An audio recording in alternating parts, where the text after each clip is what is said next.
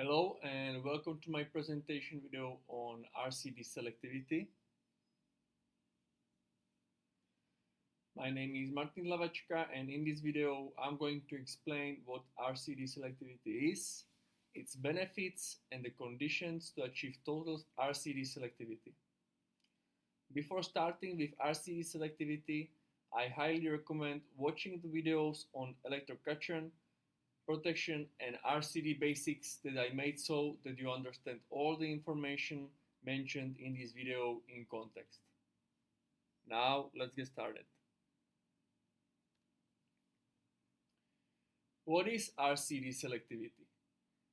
We define it as an RCD coordination to prevent the tripping of any RCD except the one immediately upstream to a fault position.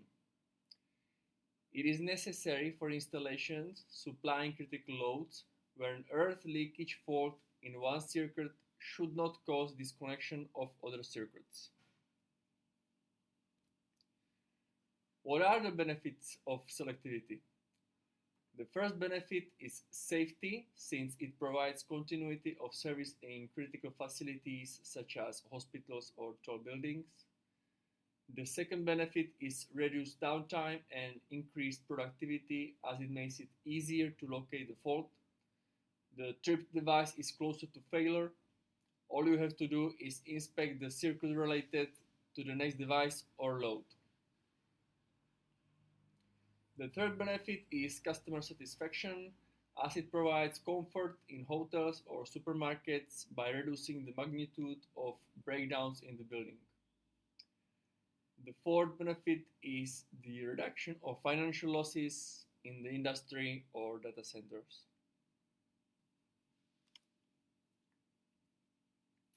Now, how to achieve RCD selectivity? To achieve full selectivity between two RCDs, two conditions must be met. The first condition is that the sensitivity of the upstream RCD is at least equal to 3 times the sensitivity of the downstream RCD. The second condition is that the upstream RCD must have a time delay. The minimum tripping time of the upstream RCD must be greater than the maximum tripping time of the downstream RCD. In summary, selectivity is achieved by taking advantage of different standardized sensitivity levels and corresponding tripping times. Now let's look in detail at the sensitivities of RCDs and their tripping times.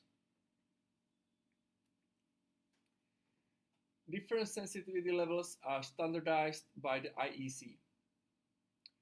The first level is 10 milliamperes and 30 milliamperes. It is classified as a high sensitivity level and is used near loads in the final distribution. The second level starts between 100 and 500 milliamps. It is classified as medium sensitivity level. This level protects the facilities against insulation failures and fire risks. The third level is from 500 milliamps and above. It is classified as low sensitivity level. Let's move on to the next slide. RCD tripping times. There are two types of tripping time for RCD. The first is instantaneous. The tripping time is between 10 and 40 milliseconds. The second tripping time has a delay. It can be selective, which is fixed and its tripping time is between 50 to 100 milliseconds, or it can be customized tripping time that is adjusted according to the needs of the installation to achieve selectivity.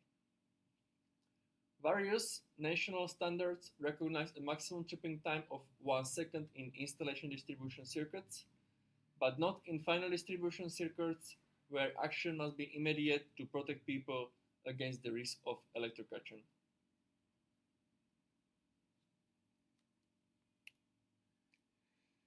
In this example, I will explain how total selectivity is achieved at 4 different levels in the electrical installation. Level 4 is the level closest to the load. In case of earth leakage, the person must be protected. So the RCD with 30 milliamperes sensitivity and instantaneous tripping time is used. Sorry. Moving on to the level 3.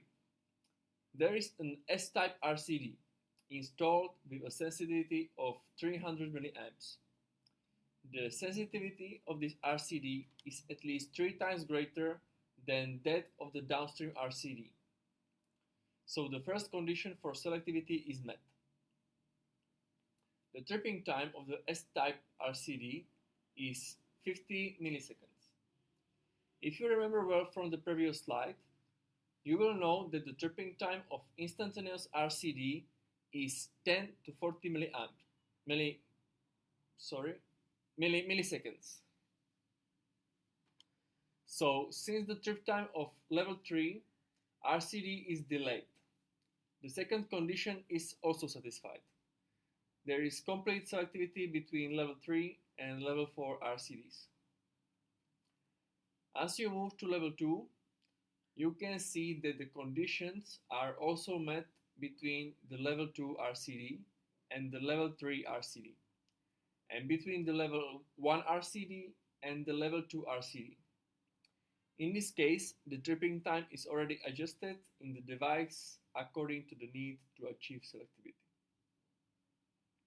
In summary, the example installation has full selectivity and provides all the benefits that selectivity offers. Just a small note, the upstream RCD configuration must also take into account all downstream leakage currents.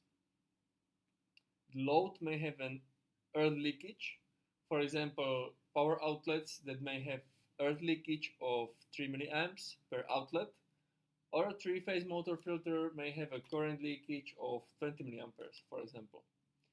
This leakage to earth must be taken into account when configuring the upstream RCD for selectivity. We come to the end of this presentation.